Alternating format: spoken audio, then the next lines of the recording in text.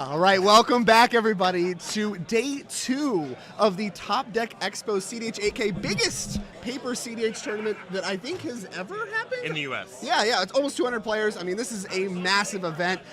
You probably can't hear all the people behind us. There's a ton of noise, ton of excitement, and I'm excited to see some Magic today. And we got a pretty spicy pod to kick things off. Yeah.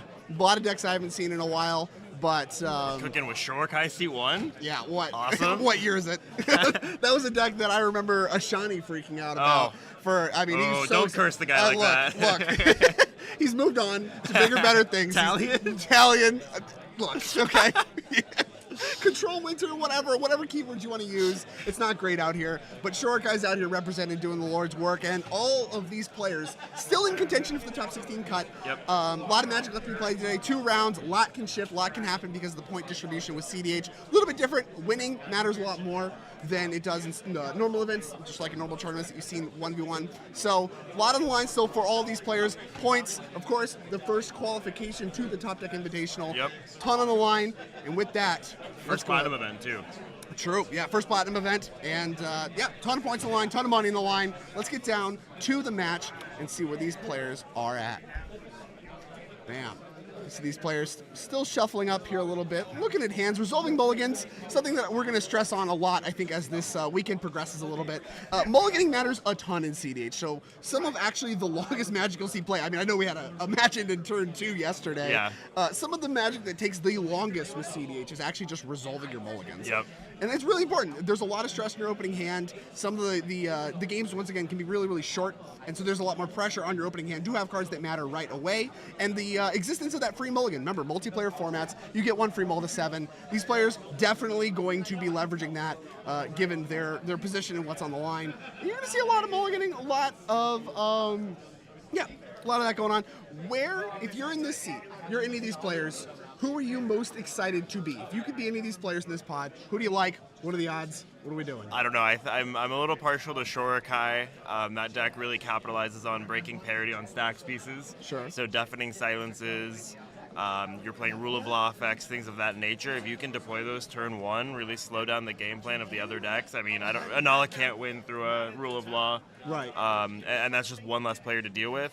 I really think Shorekai is favored if they have a 7 that can immediately put pressure on stopping their opponents. Yeah, I mean, we talk about this a little bit, at least I have certainly in other broadcasts, talked about stacks decks. They, more so than other decks, really need to get on the table quickly, and being first seed here, Shorekai, I think is always going to be a good bet when you're talking about CEDH. Seed order does matter. We've seen some data about that thrown around here and there. Overall, I think it's not as bad as some people make it out to be, but being on the play in Magic matters, and especially if you're a stacks deck, being able to play like whatever, turn 1 Deafening Silence, turn 1 Rule of Law, those kinds of effects, does so much to stymie the development of all of these decks. Now, a deck I want to highlight here that, the commander may not look super clear to you, but certainly haven't seen in a while, Edric. Deck I personally have not seen or played against in at least 4 or 5 years. Oh, yeah. Kind of coming with a new look. You said, we've seen this deck kind of getting a little bit of resurgence, did well at the Moxmasters Invitational, and it's kind of eschewed the old look. It used to look like a kind of extra turns effects deck, where it would support a whole bunch of extra turns effects. You're basically just playing a bunch of mopey flying men, draw cards, take extra turns. You get the joke. This deck looks very different. It's kind of like just a mixture of all of the good Simic commanders, and it only has like 2 extra turn effects that I can see in the deck list that was presented. It's just like the good 5-mana ones, whatever. Not a ton, not going hard on that. Just kind of playing good Simic stuff? What are the draw to this over just actually putting Ken in your command zone? Yeah, I don't know. I'd be hard-pressed to put Edric. I think, I need to be sponsored. Find me on Patreon. I'll play this deck, but... Sure, represent for the Discord. Oh, yeah. I hate giving my opponents resources, so having my game plan be built around a commander that has the potential to really have my opponents gain resources in the form of card draw really would make me itchy in the command zone. Sure. Which is now a band name that I've come up with, itchy in the command zone. Itchy in the command zone. No, I love it. I think we should coin that. Yeah, roll tide. That's nice. Roll tide or whatever. I feel like I'm being patronized here. Yeah, a little bit. So an important thing too with this Edric deck that I think might be important to highlight when we're talking about being the first player, being a stacks deck, getting these stacks effects, these rule of laws, these cards that you mentioned on the board early. I kind of don't hate Edric's position. If we're talking about getting creatures in play is something that Simic often wants to do, leveraging cards like Thrasios, like Kennen, like these secret Simic commanders, all creature-based, and all things that operate very well underneath the rule of law. Ironically, a deck that I have the most Simic experience with is actually Tatiova. Embarrassing deck. Embarrassing, but whatever. Tatiova players, don't come for me. Look, we're not doing this. It's too early in the day. Do not come for me. But a deck that I was actually startled by how impressive it is against these bogged down stacks board states. A lot of what you're doing just doesn't care about these stacks. Rule laws don't care. Here's my extra turn effect or whatever. All my mana. Like, what are you gonna do about it? That's my one spell. Let's go. That's my one spell. Oh no, guess what? I get another turn for another spell. That kind of stuff was really impressive to me. And Edric, even though, you know, whatever, we're memeing a little bit about what year it is. I mean, this is certainly a lot of these decks are blasts from the past, from the last couple of years, which I really love to see. I actually think Edric might secretly be a sleeper in this pod. Going second, almost as good as going first. And if this does turn into a stack-style board state, there's no humility in this Shurikai deck to shut off all of the creature stuff that Edric has going on. And so if it's just rule of laws, I mean, Edric's got to be thrilled with that. Oh, there is no Edric. I'm sorry, there is no humility. Yeah, there's no humility in Shurikai, which is one of my understanding was that was one of the biggest draws to the deck. Well, it's, once again, this is all Ashani propaganda. He's somebody. Yes. He's somebody that introduced me a lot to the CEDH control strategies. Very vocal on Twitter. Is our friendly neighborhood Jamaican dude. For better or for worse. Look, Twitter is just generically a for worse application. So I think that, you know, people like him certainly doing a lot better. And here we go, starting things off with a strong start. Looks like a Mana Crypt into an Arcane Signet into an Esper Sentinel, no land from Shurikai. Impressive start nonetheless. 3 mana plus an Esper Sentinel. Take that all day. 2 cards left in hand. You're keeping that? I guess on a 4. Yeah, come on. Yeah, get out of here. I'd keep that on 7. Get out of here. Who needs land drops when you got an Esper Sentinel? Just please no collector oops, thanks. Oh, geez. Here is Mox Diamond, Mercurial Spell Dancer. Card that was making some waves in Legacy. Now showing up here on turn 1, thanks to, looks like a Flooded Strand that was sacrificed. Yep. Do you like Dreadhorde Arcanist? Well, here's it in blue. Sure, yeah. Oh, with some extra steps. But yeah. He's certainly, I mean, gonna look good here. Not, you know, once again, good understacks pieces. Going to attack well if that's what this game becomes about. And with Esper Sentinel in play, not the same impact that we see from cards like Mystic Remora and the like, but going to do some amount to, you know, give the Shurikai deck resources to interact with the board. Right, and you're only drawing 1 card per turn typically.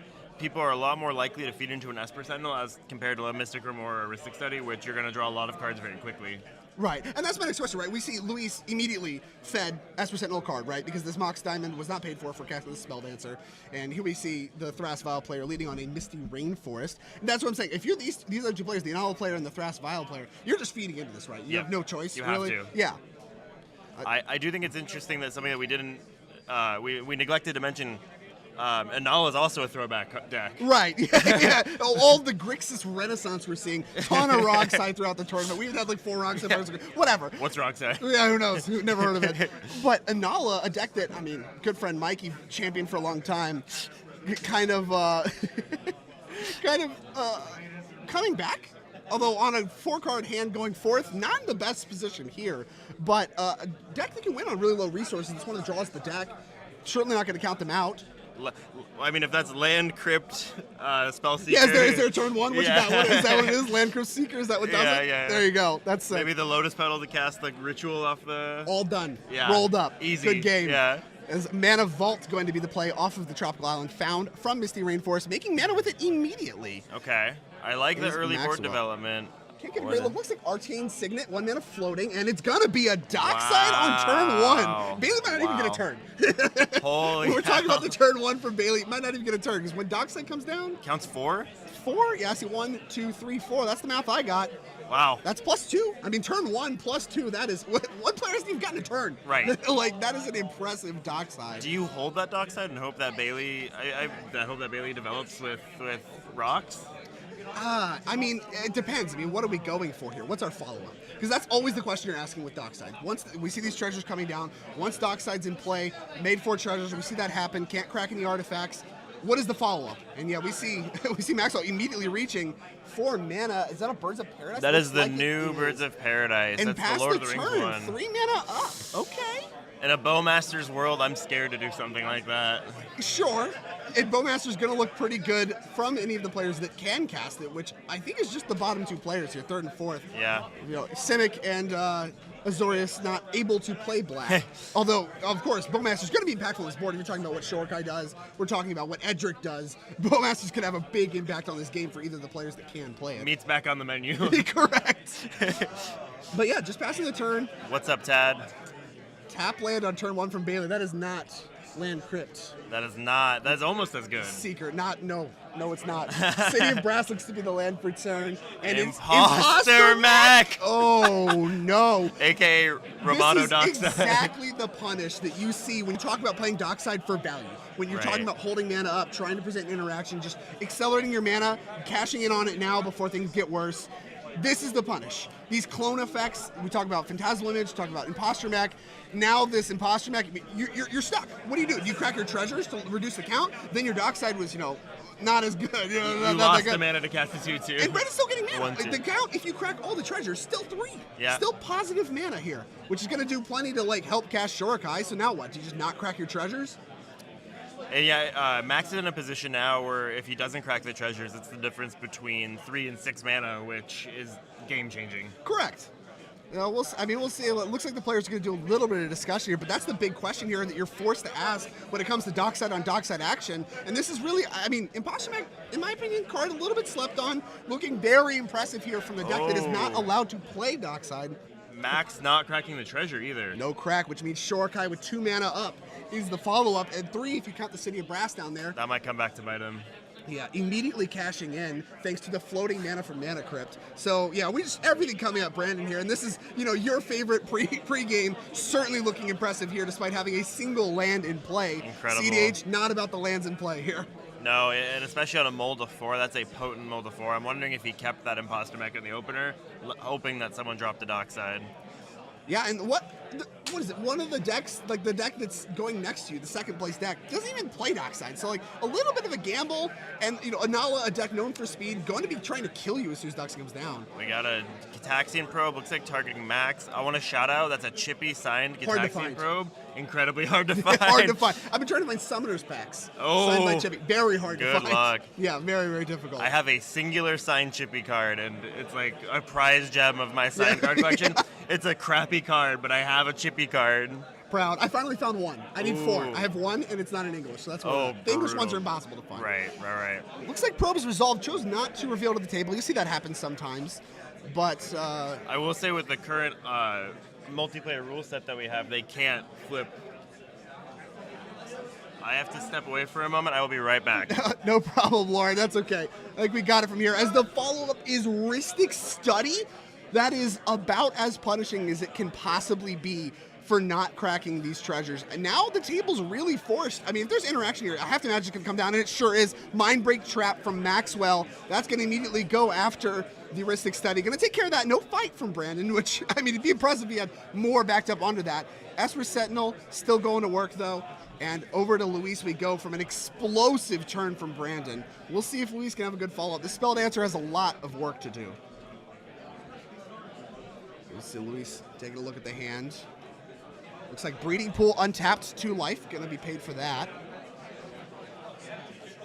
Can't get a good look at that one. I think that's Cloud of Fairies. It sure is. Going to untap the 2 lands, make 3. Here's Edric.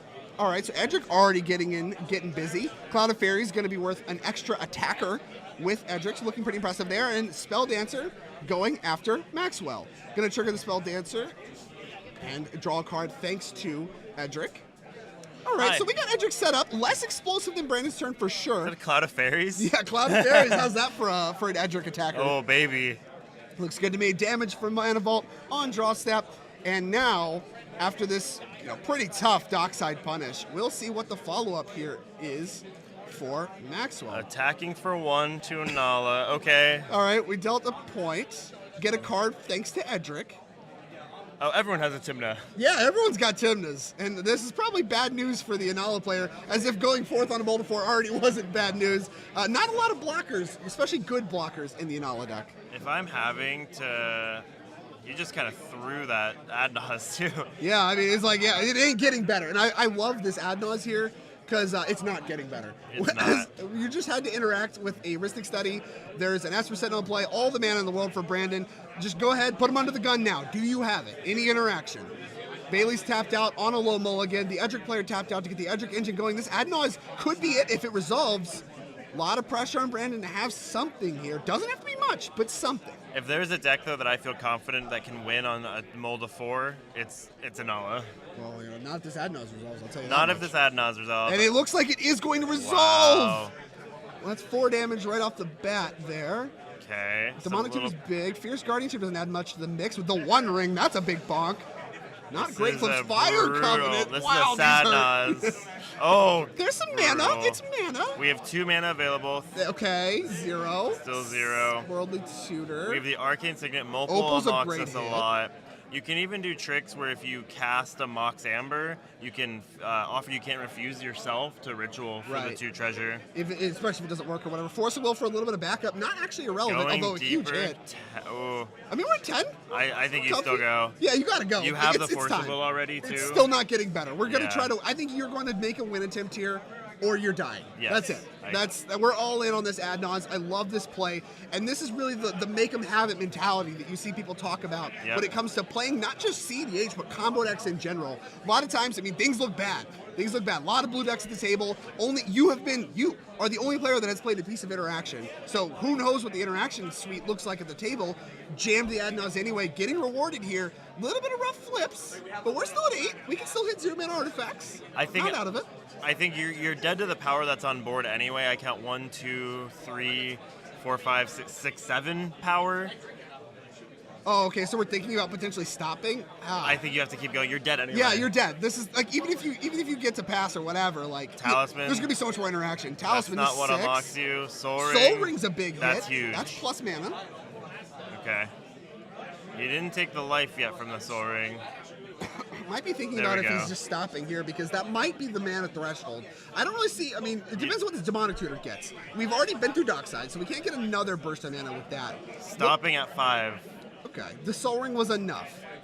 Because that unlocks the Talisman, so he probably wants to keep some life available in case he has to make colored mana. Sure. I mean, in worst case, maybe we can just make enough mana to like Demonic Tutor Final Fortune. I haven't had a chance to really peruse the deck list that closely to see if that's available. But we see that now in like the modern days, all these Rog side decks, all this kind of stuff, really loaded heavy on these extra turn effects. If Thrasvile here is supporting that, we might just have that line available to us as well. And we just want to be able to take the damage from Mana Vault and stuff like that. Interesting to lead with the Mopal that doesn't work in case you need it. Yeah, that one's strange. I mean, the next artifact you play turns it on. This might not matter because Esper Sentinel's already triggered. The only real consideration is Mindbreak Trap. We played around that by just jamming it. It's your first spell. Pump out Ring and hopefully win next turn. No, Memo. I think Max is going to try to go for it this turn. Or if they do play the Ring, I think they're playing an extra turn spell to really leverage that. But I'd also be concerned, too, if you lean too into the Ring, if you have too much of the Talisman mana, you're at 5 life. Especially if you have to use the Force of Will. Right. The trick you called out. There's 2 treasures thanks to the offer you can't refuse on your own spell. Build your own Rite of Flame. Oh yeah, with better Rite of Flame. Much better Rite of Flame, except it costs 2 cards, which is way worse. True. Rite of Flame. And I do want to note too, Max does have Force backup on this. Right. So they really are going to have to play through. I don't know if Bailey's sandbagging or truly doesn't have anything on that mold of 4. Brandon and Luis have seen a lot of cards too. I don't know. Well, there's nothing for the Adnos. So really, I think the only consideration here is Mindbreak Trap, and we have a Force for that. So it has to be like multiple We're in like multiple Mindbreak Traps, really weird scenario, and that's what Max is kind of pausing here for. He's not completely out of the woods as far as interaction at the table. It could just be weird stuff too, like SWAT. Like if you go for like, for instance, like a Snap line. If you go for Snap alongside your Dockside to try to like get a little bit of mana that direction, and you get swatted, you feel a little goofy.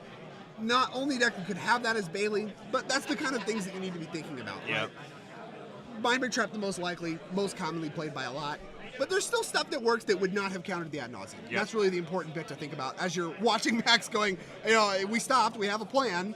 why aren't we just going? Why aren't we just throwing our cards all over the place? Yeah. There's still things to think about, still things to consider. I think you exile Simeon for the Soul Ring as well to really just make as much mana as possible. You're fighting for the colored mana right now, though. Yeah, you're fighting a little bit for colored mana. The offer helps a lot with that. Yep. You might just be fighting for mana density. We had Gamble in hand. That was not revealed off of Ad Nauseam. That was just in hand. Great one to pair up post Ad Nauseam because you have all these cards. And it looks like they used the Simeon to cast it because I didn't see any mana be tapped. Right.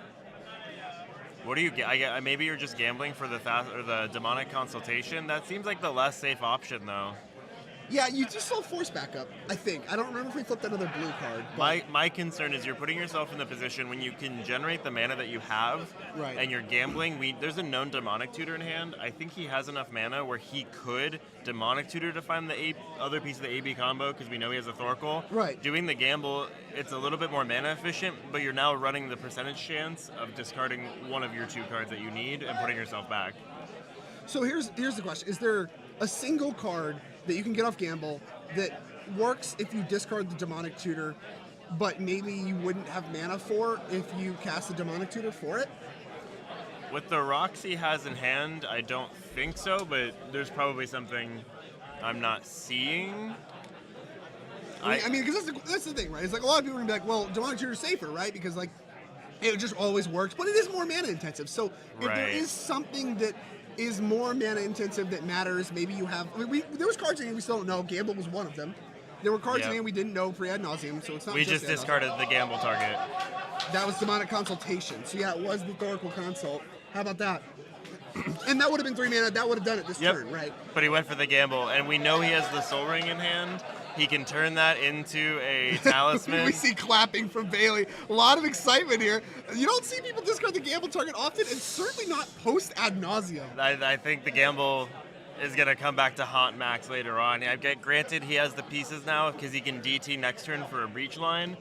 I'm not understanding that gamble play though. Yeah. Okay, so let's take a look at the deck list. If there's no extra turn effects, okay, well right there I'm immediately seeing a Final Fortune. So I was thinking like, if there's no extra turn effects and we just need to do Thorkel Consult now, maybe this makes some sense because that was exactly 3 mana for Thorkel Consult. Yep. And here comes that Soul Ring 4 mana now. Demonic Tutor's still in hand, so maybe something like Snap for Dockside is now on the table. Demonic Tutor for Snap Dockside, and then figure it 1 ring extra. I don't know. Memo did have a good point. Oh, I'm sorry. Instead of using the 1 red for the gamble, they could have used that for the DT and still be relatively in the same place mana-wise. Yeah, well, you're down 1. You needed 3 for Thorkel Consult. True. And Soul Ring doesn't really help add to the mix because it's all pips. Well, you turn the Soul Ring into the talisman of the talisman, right? Well, you're down 1 again. Oh, true. Does that work? And I don't think they played a land. Yeah, the land drop might matter. I don't think we played a land. This drop has been there since turn 1. We're counting cards. Are we discarding? So they may have forgot to play a land. Yeah, we're just not wanting to do it yet because of gamble considerations. That's something I would consider. It's like, I'd rather discard the land than my gamble target. Yeah, because that is an extra 5% edge. Sure. I would say roughly.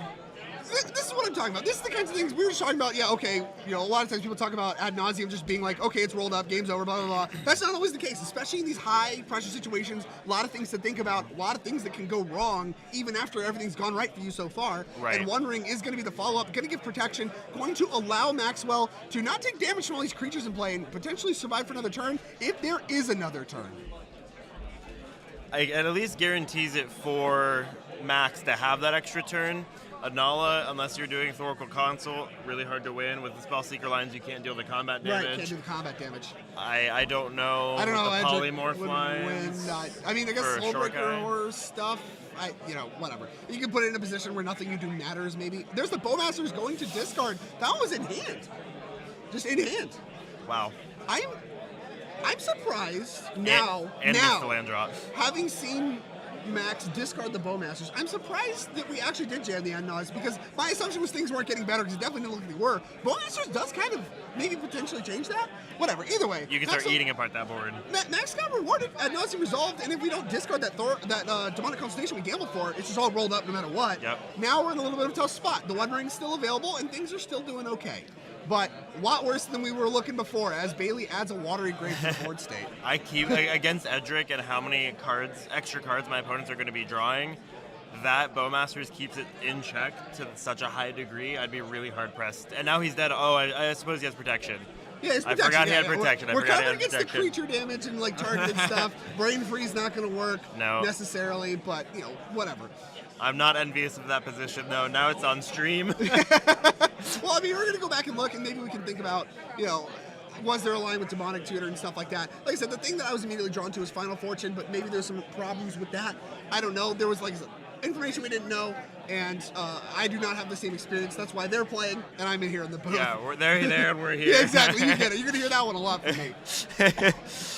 But, yeah, so Bailey now adding the second piece of cardboard to the playmat. We will see what we can support. I mean, I'm kind of memeing here a little bit. And now it doesn't take that much resources to actually win. It's part of what the draw to the deck is. A Spellseeker, even from looking like you're just dead and irrelevant, Spellseeker out of nowhere can just randomly win. That's what you were kind of talking about before. And Cabal Ritual certainly signals its action time.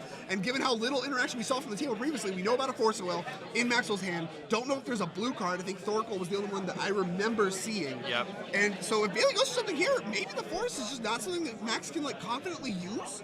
And you can maybe just pop something off here. They'll draw one card from the one ring, but that one card might not make the difference. And Brandon got a card, of course, as for Sentinel. We saw that draw did happen, and so that's really the only chances for extra interaction that we haven't seen so far to be added to the mix. Because with that nauseam resolving, it's pretty safe to assume table is low on interaction. Yep. Now that may not be the case if Brandon and Elise both get untapped. A lot of card advantage engines for them.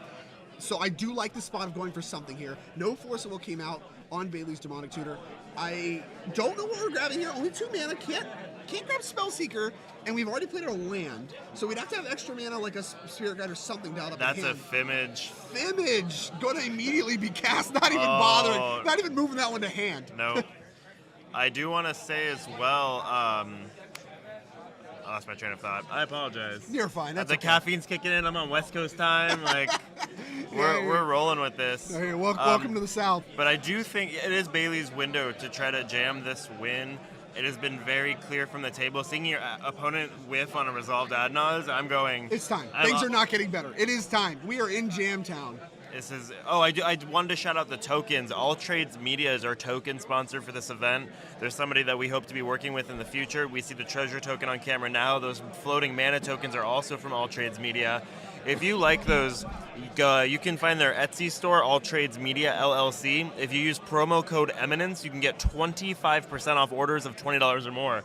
We all use tokens. We need them. Especially for CEDH. I mean, even just like this board state, look at how much nonsense there is. A lot of token usage. Very important to get your tokens, and a great place to do it. Very legible tokens, important to me. I like being able to read board states, and yeah, great stuff. We have 11 treasures. 11 from treasures, and passed. Brandon's untapping. We passed the turn. I'm going to make sure that they're moving that active player token. Okay. I'll be right back. Well, while Lauren goes and yells at our feature match players to use the tokens, make sure you guys are able to see who is the active player a little bit better. All the actions happening, easy to lose, track of all the little things you need to track, and that's why tokens are so important. Brandon, either way, untapped, immediately doing a big think. A lot of card advantage engines in play. Both Shorikai and Esper Sentinel able to start to go to work here a little bit. Now that all the mana's unlocked, the cards that Brandon's been drawing and can continue to draw, gonna have an effect on this game after multiple win attempts. Well, one win attempt and one Demonic Tutor that resulted in 11 mana. Resolved can finally play a little bit of catch up, get a little bit more control of this board state. We'll see where we decide to start. A lot of problems to solve, because even if the game continues for some time, the One Ring actually can start to draw a relevant amount of cards as well. Oh my gosh. Welcome to Clone Town. This is, when people talk about EDH, and CEDH especially, and people talk about like bans, they talk about like kind of riff-raff, people often point to Dockside, and this is a big part of why. Just look at the impact that just one Dockside has had on the game. It has resulted in something in the order of 30 mana across 3 players, because it's just somebody played it and then it just became Cloneville, USA. It's absolutely insane how in my opinion, format warping Dockside is. Certainly. You mold the Dockside, you tutor for Dockside, you clone Dockside, you run crappy clones in case your opponent plays Dockside. Exactly. I mean, exactly what part of the plan is for the Shortcut deck. Can't play Dockside, but guess what? We're on Dockside number 2. Yeah. we resolved 2 triggers this game. The blue-white deck has had more Docksides than any of the red decks. Yeah. And both of the red decks have resolved one. Yeah. Every player that is legally allowed to play Dockside has resolved the trigger. Incredible. And the one that hasn't has resolved 2. Yeah. So that's where we're at. Well, Like, yours might be nice. I don't need them in my list because you have them. Thanks for sharing. I really appreciate that. Well, I actually just don't even want to play the card. I'll just use yours. Thanks. I'll borrow that. Incredible. Max, I think, whiffed on the blue card. We know they have the Force of Will. They drew from the One Ring in response to the Phyrexia Metamorph. Yep. Did not counter it. So Did that not tells me counter. right there, I'm clear. Yeah, you are in the clear. No interaction, and that's got to be great news for Brandon. It's like I said, these card advantage engines start to go to work. You can start to get control over the game, and now with this burst of mana, you're going to be able to do it. Bailey did not crack their treasure. No treasure. I love it. So we're already in garbage 11, time. 12, 13, You do whatever 14, you want. 15, 16 treasure, 17 treasure. I'll tell you this. It's bold for the deck that has all the card advantage engines. It's bold to be in a spot where you're like, you know what? You already have all the cards. Here's all the mana too. Holy hell. I'd be a little terrified to give my opponent that 11 treasure. Granted, they spent their tutor and their turn playing that spell, but that's a lot of treasure. 2 cards coming from Shork. I didn't get a great look at the discard or the land drop. Land drop looks to be some kind of Misty fetch land. Rainforest. Misty Rainforest. That one gonna go a Searchin'. No responses from the table. So what are we at? 17, 18. Is that 19? No, those are pilots. Okay, 18 mana. I mean, do we just rip the... Oh, but there is no humility. No humility. So is it still polymorph? Let's look. I don't know. Okay, we can take a look. We got time. Let's Let's take see. a look at this list. Here we go. Let's get... Double check me on the enchantments here. We got Risk Study. Yeah, we're good there. No Counterbalance is humility. interesting. Hullbreaker Horror again. A lot of that card been flying around recently. You want to talk about good clone targets? Transmute Artifact, Fabricate. I don't see any. We're running Scepter, right? Dramatic Reversal, Isochron Scepter. We have an Isochron We have a Scepter. Okay. That must be part of the plan. Really high on counter magic, low on the stacks pieces. We talked about a little bit of like deafening silence type stuff, like the rule of laws. Really only like rest in peace among the mix as far as actual stacks pieces. A lot more reliant on like the creatures and the spells here to get work done. And we have no polymorph effects to get those based off the pilots. This might be like a win-conless stacks deck that just seeks to... It's got a Hullbreaker Horror. It has a Hullbreaker Not Horror, attacks. yeah. And you can That's a lock down the win-con. game with a Karn the Great Creator pretty Sure, easily. super fun. Jeez Louise. All right. Well, either way, let's see where we're at as we dive back into the game after being in decklist 10. Looks like an offer you can't refuse on the stack, targeting a Force of Will, which is targeting... The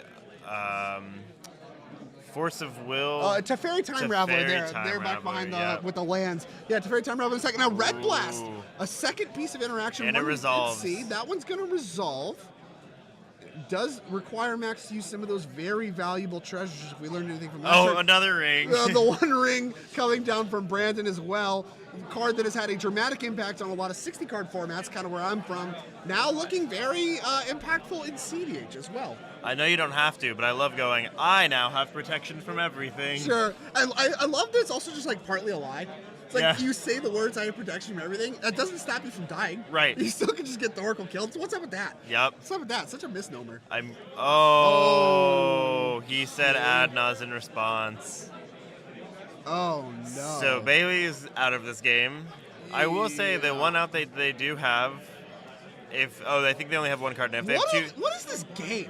Like, discarding a tutor target to gamble after ad nauseam, just having all those cards, what is the percent on that? Somebody can do that math. That and sucks. then now we're hitting our consult target off just in the top scooping. 6. And I mean, at least it doesn't matter. The whole deck's in exile. Yep. That's what we're doing. We're putting our whole deck in exile. What are the odds of this? That What's sucks. going on? I'm trying to think of what the math would be. It's statistically very unlikely, Yeah, it is. to This say is the least. crazy. If anyone in chat can do the math, I think there's probably 92 cards left in Bailey's Yeah, library. he's playing like 3 things. Yeah. All the cards On in a the mold deck. of 5. Just, oh my gosh. If someone can do that math, Okay, we have a voltaic key. Voltaic key. Is that one good with the One Ring? Can I get an analysis from that? Or what's So yeah, being able to untap the One Ring is pretty dang good. Also being able to untap your Shurikai also is really pretty strong. decent. Okay, I was just I wasn't I'm not used to that card as much. I don't see that one as much. I really needed the color analysis. You know Manifold Key though. No Manifold. There's like another one, right? There's like 3 of these. We're just on all these effects. Here we go. Let's do it. You 60 card boomer. Look, Voltaic Key, Time Vault, those are the only 2 I recognize. Everything else is just nonsense. It's lame. Is it Manifold Key better? It's way better. Yeah, you like give something unblockable or whatever. It's broken. My Ginger Brute, which I can already give unblockable. Busted. Yeah. We can find all this nonsense off Urza's Saga. We're cooking. So Bailey's blocking. I don't know why you block. I suppose if you somehow think you're in this game. I mean, it's somewhat free to do. You're still playing. True. If you're going to attack me, try to farm Edric cards, like, no. I suppose if Bailey feels that blocking the Esper Sentinel to kill a draw engine helps them leverage a draw versus a win, that makes sense to try to make your opponents not run away with it. Yeah, I can agree with that. I mean, if nothing else, just like... we do have a judge call. The Force of Will, they did not lose the 1 life. That's true as well. Protection does not stop that. In fact, it says on the card, the original one, the prevention effects cannot stop this loss of life. As here comes an attack with 3 creatures at Bailey as well. It looks like Mercurial Spelldancer, Cloud of Fairies, and Edric. Hard to block really any of these. I mean, I guess, yeah, you can... Dockside can block 1. Still 2 cards coming for Luis. A lot of catch-up to play with these card advantage engines, though, as Brandon has really begun to separate himself from the pack here as far as card advantage goes. Really was that key turn for both players to find a win. Didn't. And now, as expected, with this pile of mana, pile of cards, Brandon's really begun to take control of this game. Luis has a lot of work to do with this Edric before we're going to really be able to see them even as a contender as far as the card advantage access goes. Yep. Got to take a lot to overwhelm Brandon and his resources. Max is flirting with death right now, too. Correct. With the ring trigger on his upkeep, the vault trigger at his draw step. He's going to is that 2 counters on the 1 ring? No, it's 1 counter, I believe. We can only tap it once, right. So I don't know how we'd get it a second So he's counter. going to 2. Right. Yeah, thanks to the Mana Vault. If we choose not to tap, we couldn't tap it. I don't think that's where we're at, but we could. I like to time walk myself. Big time walk fan. Hey, you're only down a mana. It's not a full time walk. It's a colorless time walk. Yeah, it's brutal, okay? It's like an anti-time walk. Yeah. You know, it's not actually, anyways, whatever. This is bad beats, though, for Bailey. I still can't get over that. That's really brutal. You were behind from the jump, put yourself in a position to potentially resolve an ad nauseum and type 6. And that's really, you talk about CEDH, you talk about, people like to complain that the format's really high variance. I think we've seen that's not the case from very, continually successful players, not just on this circuit, but on others as well. But the games themselves certainly can lend themselves, especially with some of the card dynamics, to that. Because, you're reducing a lot of variance by just the mulligan, all the tutors, all that stuff does a lot to reduce the variance in games.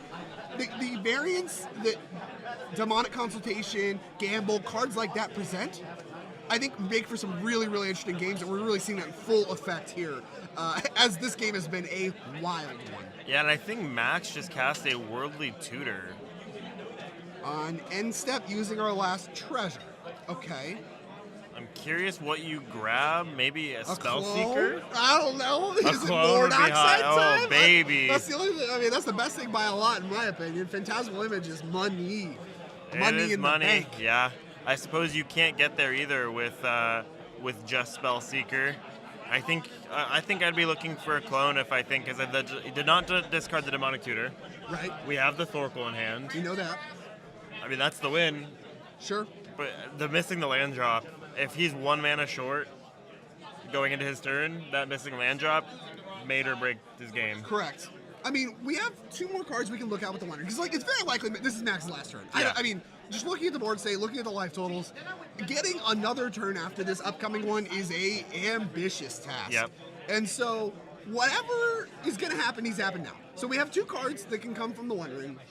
We have, whatever we can grab off this, and we have 4 cards in the end that need to beat Esper Sentinel and functionally infinite mana from the Shurikai deck. I mean, if Hullbringer Horror is involved, maybe it's not infinite mana, but it's close to functionally infinite. True. Brandon's going to be able to play anything that he draws for most of the rest of this game. Oh, grabbing the Sabertooth. Sabertooth. Okay, sure. this is a good way to do it. So creature comes into play, can dodge any of the non-creature interaction, things like Fierce Guardianship, like Offer We Can't Refuse, which we've already seen from Brandon. A lot of these negates that get played. Creatures, notably, people like to make the joke they're uncounterable. They're not, but they certainly feel like it sometimes. Not a lot of the counter spells hit creatures, so this is just it's a good bet. Dockside's gonna work. Like if we are able to pick up our Dockside, it's gonna be more than enough mana. So here's the question I have for you: how do you get past the protection of the One Ring for Shorkai? I mean, you have infinite mana with Thrasios. You can basically set your deck up however you want.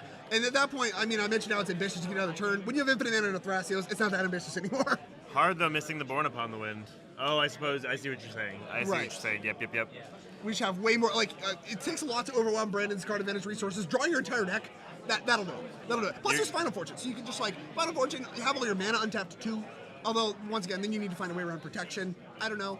That's up to Maxwell to figure out, but I would be shocked if we're not in just full garbage time. Here's Snap. Targeting Dockside. Something I called out earlier as being a potential now going to come down, and this is huge. Still no second land to untap, but that matters not very much at all with all of these artifacts that are in play. All that matters is another Dockside resolving for Max, and here's Delay. The first of the interaction that we were pretty sure Brandon was going to have. This is actually not that bad for Max, though, because this isn't the Sabertooth, right?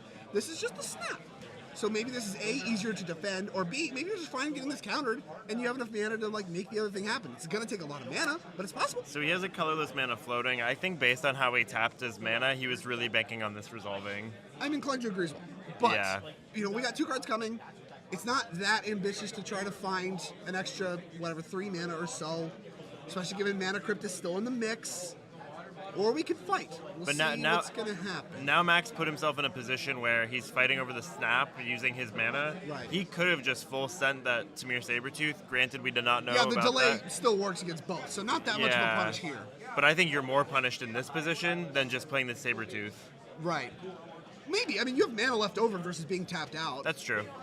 Eldritch Evolution. That one's going to sacrifice the bird. Do we have a clone to go get? If we have a clone to go get, this might just be good enough. Yep. And then this Snap actually looks great, because now we can try for 2 things. Paying for the Rhystic Study.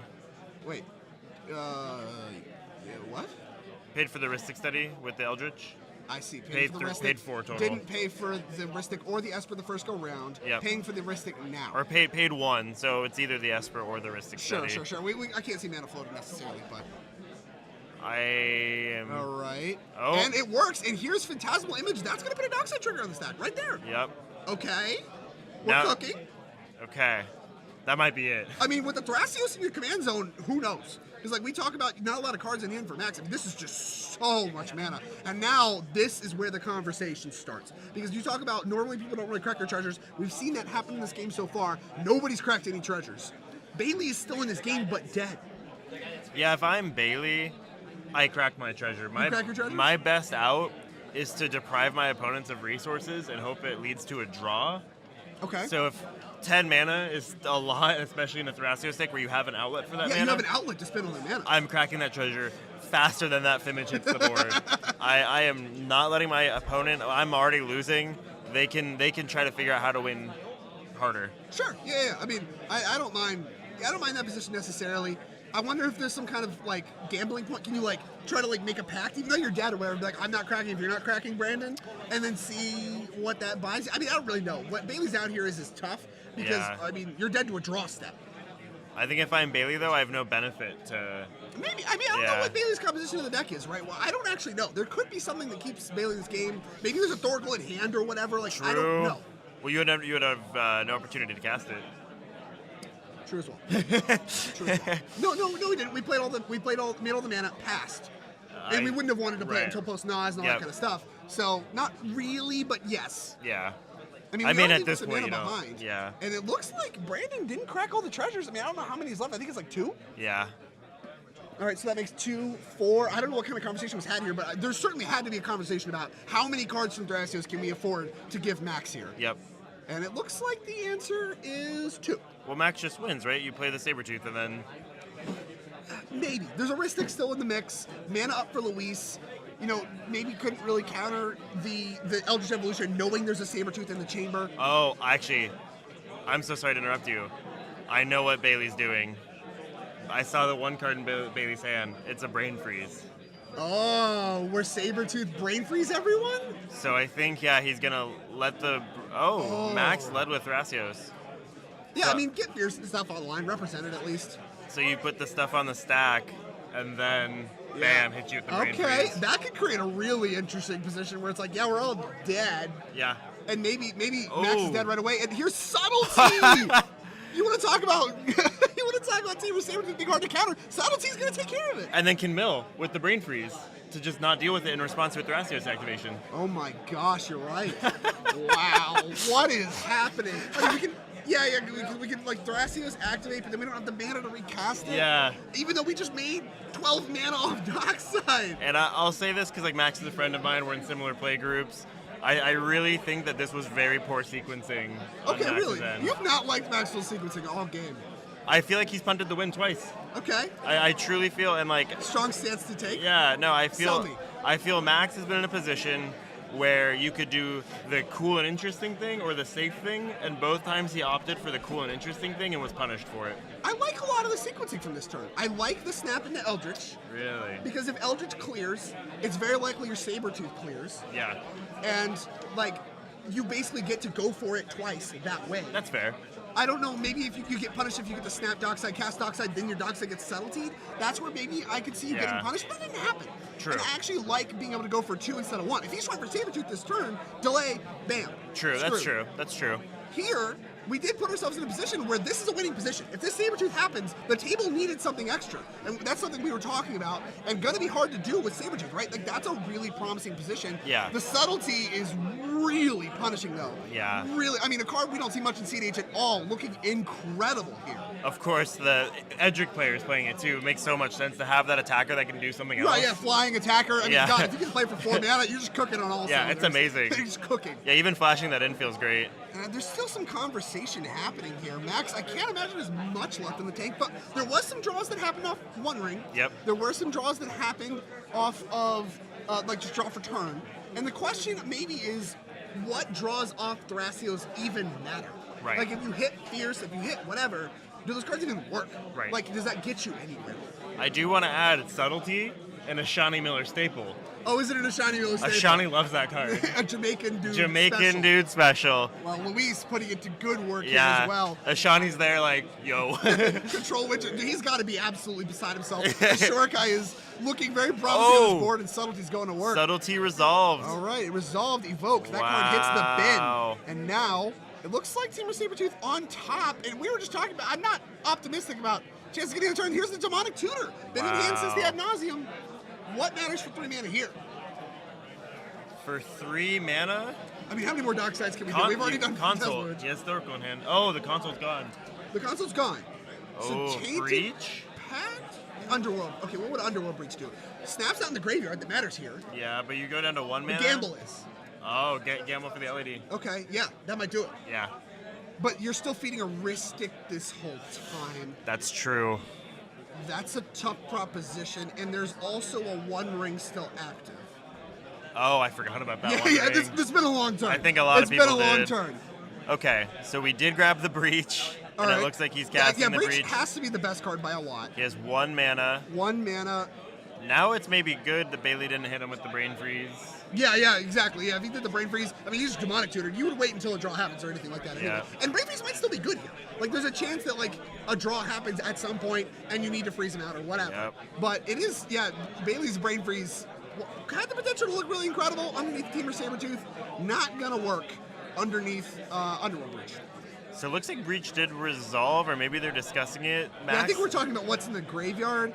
It looks like it's resolved, and we are escaping Gamble right away. Triggeristic, Luis on top of that. This game has been insane. How many win attempts from Max this turn?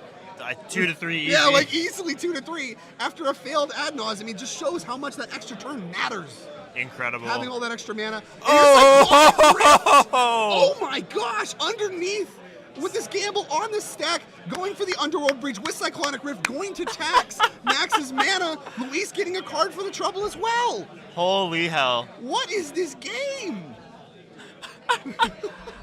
I think that's the really difficult part in like playing against a blue-white deck or a green-blue deck. they have to leverage their lack of colors with more abilities to control the way the game goes, right? Right. And this, I think, if this Psych Rift resolves, this locks in. Well, You can't cast that for free. Yeah, we can't. Wait, I think that might have been from hand. Oh, was it? Yeah, I think that came from hand. Okay. And that's going to work. Here's Guardianship backup this whole time? Oh, that was hit off the Adnos. Right. Yeah, that was off I the forgot about it. That's why we played the Thrasios, used their mana. Look at that. You were hating on the sequencing. I know. Look at this. I was wrong. Look at this. I was very wrong. And Max going to maybe have a win attempt here as Gamble now going to very likely go find LED. That might be the last choke point. Yeah. If we don't have something that like Exiles or Answers Breach or whatever, if we had an answer for Breach, we probably would have gone for it again here. But if we don't have something here right now off this LED, Ristic Study's going to draw a card. That might be the last of the looks we have that matter. This should lock it in, unless someone can counter the LED. But even if it hits the yard, though, we can just escape it again. We escape it so again. You need to like exile, Force something like Mind Break negation. Trap, force a negation. I'm a little scared though still with the Ristic Study. It's not Max's game 100%, but it's really in his favor. Right, yeah. I mean, Max, the Card thing is, one nothing getting else discarded. matters. Thorkel Circle hits the bin. I don't know how many cards he has left in graveyard. I don't either, but I mean, this is just LED. I mean, we got to keep LED. So that just Yeah. that works great. We don't That's have to worse, escape the LED. though. No, we don't have to escape the LED. Oh, that's And you true. get the card from your hand. It's not whatever. It goes in the yard. That is true. And this Gamble's going to hit the bin as well. Likely going to need to cast that one more time. I think so. There is LED. That will trigger Ristic Study. Draw happens. Here it is. Luis needs to have something big here. Force a negation, Mind Break Trap. All these the important ones. Another bounce spell for Underworld Breach could come up as well. And Aotawara even? I guess he doesn't have the... Doesn't have enough legends yet. Only got one. I'm curious, if you're Bailey, do you cast the Brain Freeze targeting yourself just to have a draw on the Ristic Study? I would. I would. You're losing anyway. I'm a big Cast Spell fan. You know that. I'd Brain Freeze myself, and probably Brandon. He has so many like card advantages, it's just like milling his deck might come up. Yeah. Like, if you don't have any win cons, okay, mill you. Like, you know, that kind of thing. Right. Oh, true. I don't know if the Shortcut player is going, hey, I don't have a win con in this deck, though. I mean, probably not, but I mean, you have to imagine Shortcut doesn't have that many anyway. Yeah. It's not like they have a Breacher feeding. Okay, Bailey touched their mana. I think that is indicating a conversation. Yeah, a lot of conversation. Yeah. And we see pointing from Brandon. I think Bailey may have indicated he can cast a spell. Reaching for mana, really thinking about casting it. I mean, You have to. You don't have to. There's a lot of people that would push back on that. Really? Trust me, as someone that fights the good fight on that one. I'm a you have to kind of guy. Oh, Bailey is also you have to kind of guys. We see the reveal of Brain Freeze. Is he casting this? Oh, yep. Yeah, he sure is. There's a card coming. I think we're thinking about targets here. Who to target? I like just targeting Brandon with all of them. Wow. Oh no, we're just revealing our hand, and there's nothing. And Max Underworld Breach wins. is gonna win the game. Max you go wins. get Gamble, you go get Brain Freeze, and then you have the Thoracle already rolled up. Thoracle wins. Why conceive, though? I mean, there is the Ristic Study, though. Yeah, there's a Ristic Study. I mean, you might just be at the spot that you don't have any cards left that matter. That might not be true, but there was a lot of game that happened. There was an Undaunting that resolved. A lot of cards went to the graveyard. Very You might true. just not be able to fight through that no matter what sequence. I trust these players to know their decks well Yeah, enough. 100%. Have to imagine that there's no reasonable, foreseeable out, and the player's just going to roll it up and get a little bit freshened up before the next round. An Awesome. incredible game from all parties. I mean, wild from the start.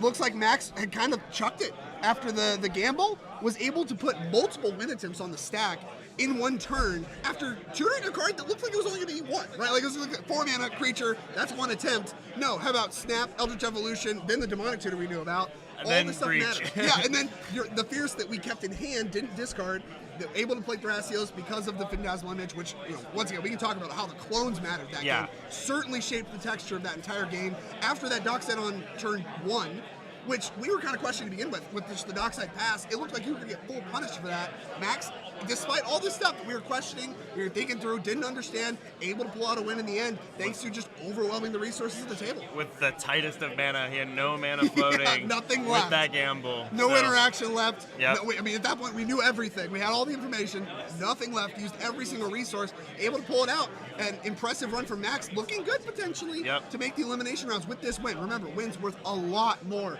in these events than they are normal because of the multiplayer nature. That might have secured it. I'm going to go grab him, do his winner interview. All right, we'll I'll go be right grab back. him. We'll be right back with Max, which I don't know if he prefers Max or Max. Gonna ask him on the air, but either way, an impressive win, no matter which way you slice it.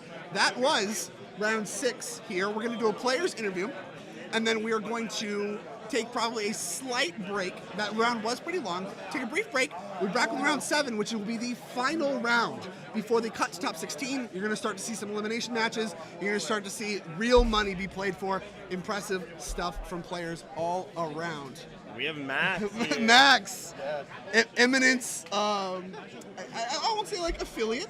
I don't want to get any rigged comments, but certainly impressive sequencing. So I want to talk about this. This is a wild game. Yes. I think you can agree to that. Everybody at the table will agree to that. Wild game on all fronts, from discarding to your gamble target to gamble. Yep. Wow. And then Bailey dying from top 6 after playing like 4 cards or whatever. Yeah. Demonic Consultation. So walk me through your plan from the jump. You know, you had a plan. You played Dockside on turn 1, made a bunch of mana. Walk me through your head, your thought process as you're playing that game, especially through the first couple turns. All right, so I saw my opening hand and I didn't have Dockside in it, so it wasn't that good. Okay. So I was just gonna like land, Signet, Bird, pass with a tap mana ball and just like try and grind some advantage, get some Thrasios. My 2 opponents are on 4, so I'm not as worried.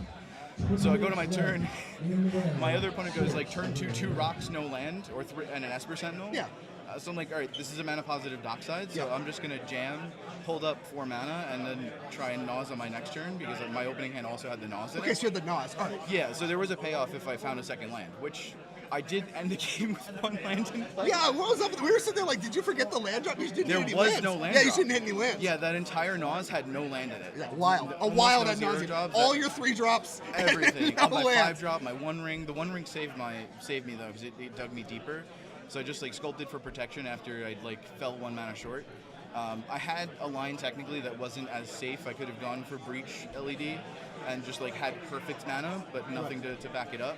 And then I was 1 mana off using the D-Tutor, 1 colored source off using the D-Tutor to go get the Thoracle or the You're talking about after the ad nauseum resolved, correct? Yeah, that was a big thing that Lauren was kind of talking through, and that we were both kind of talking through, kind of at the same time you were, is, you know, Demonic Tutor, what can we grab? My mind immediately went to like a Final Fortune effect. Final Fortune, go for it next turn with all your mana.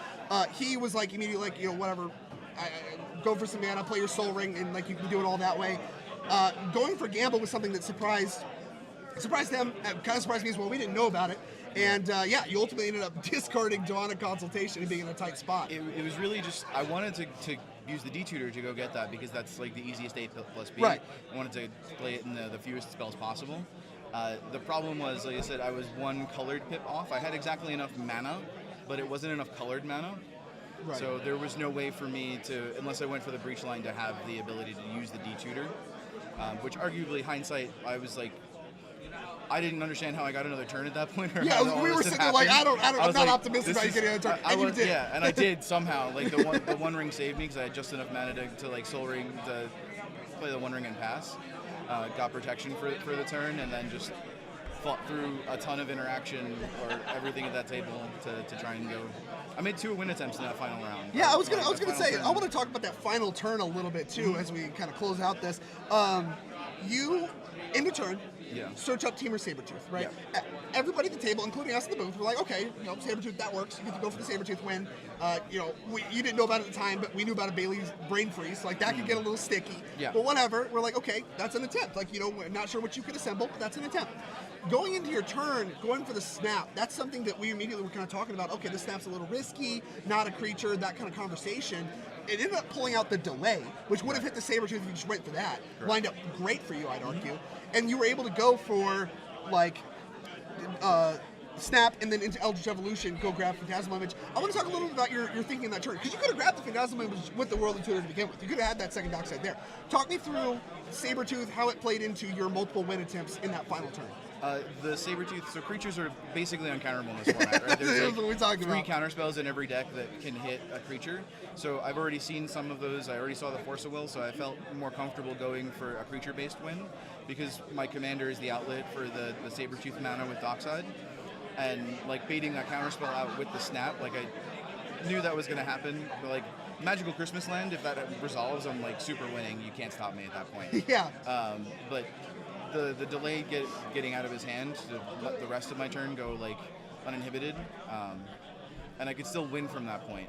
It was a little shitty when the Sabretooth got subtlety. Yeah, the subtlety felt- looked wild. That felt rough, but then I'm just like, okay, well, I'm either gonna win or I'm gonna die. So I still had a backup line that I was thinking about for the Breach LED. Yeah. So And that was great. Which- Cleaned it all up, and you were able to Yeah. even have the Fierce. You were able to make enough mana, and I don't know what the conversation looked like around the cracking the treasures when you made your dockside, but they gave you just enough mana. I mean, at the end you had Yeah. no mana float. They gave you exactly enough mana by not cracking all their treasures or whatever to be able to play Thrasios and have that Fierce up. So at that point, the Anala player is playing for a draw. Right. So they're threatening to brain freeze to draw the table. I told them kindly, if you crack your treasures, and I will move phases, so you have no mana to brain freeze. So they left their 2 treasures, and the other player decided to also leave 2 treasures. Why, I don't know. Yeah, but I don't know what the conversation looked like, but that I mean, it gave you exactly enough mana, so I have to imagine there was a mistake somewhere if they gave you enough mana to pull out a win. I think it's appropriate for the Anala player to leave their 2 treasures. Okay. I don't know what was in the Chorokai player's hand that he wanted to leave up the 2 mana like that. That doesn't necessarily make sense to me, but it is what it is. Then again, I don't know if he used that mana for delay or not, but I wasn't paying attention at that point. I believe the delay happened immediately, so that happened Right. prior to the cracking treasures. Yeah. But I mean, no matter either way, you were able to pull it out. You had Yeah, exactly enough somehow mana, and that's just CEDH sometimes. Last Yeah. question I kind of have before you can kind of go get back and get ready for the final round. Yeah. You brought Thrasios Vial Smasher to this event, a deck that we haven't seen as much, especially as CEDH kind of seems to be moving in its metagame progression. We see a lot more Rogs in this event than we've seen before. We've seen a lot more control decks. Tally and Shorokai, you just Yeah. played against one of those. Talk to me about your deck selection, your position for the tournament, kind of your mindset. Is it just something you like, or was there a target here? Talk to me a little about your deck, and then we can let you go. So I was a Tibet player for a long time, got very frustrated because I felt like that deck just can't close out anymore. Right. Its wins don't win in turns, it doesn't put instant wins on the stack, it's only AB historical console, and I got tired of it, but I don't like playing Smooth Brain, I don't like playing Kinnan, TNK. Smooth brain, huh? So, and then my friend Jorman, Yeah. Twang, he played Thrasios Vial Smasher at Festival of Nights. Okay. He's a close friend of mine. We're in the same neighborhood, and like that deck just looks sweet.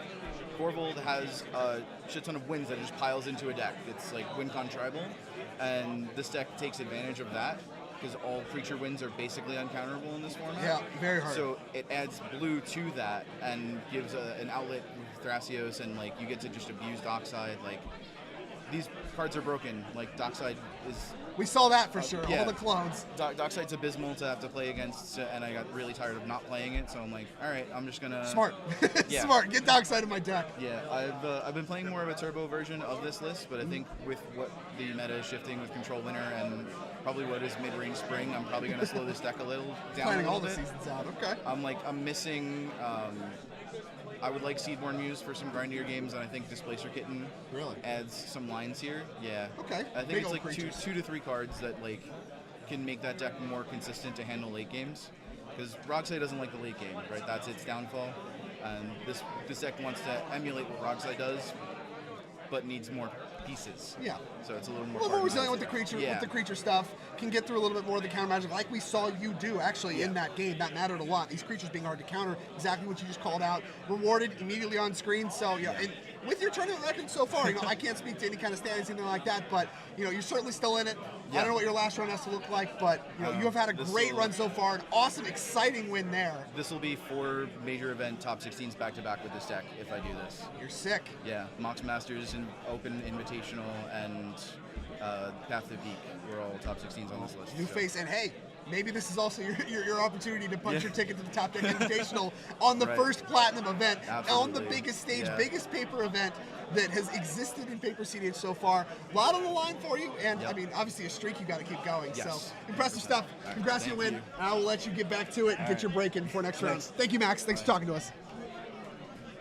All right, I have lost Lauren. I do not know where my co-commentator is. I assume he's in the mix somewhere talking to the players. But as I said before, Max, impressive win there. That was round 6. There are 7 rounds before top 16. At the cut to top 16, you'll have the semifinals and finals. So we have 3 more rounds if you make it all the way to the finals after this today. That means 3 more rounds of Magic for you to watch. But that is the end of this round. So with that, I am going to close it down. and we will be back for round number 7, the last round of Swiss, here very shortly. Don't go anywhere.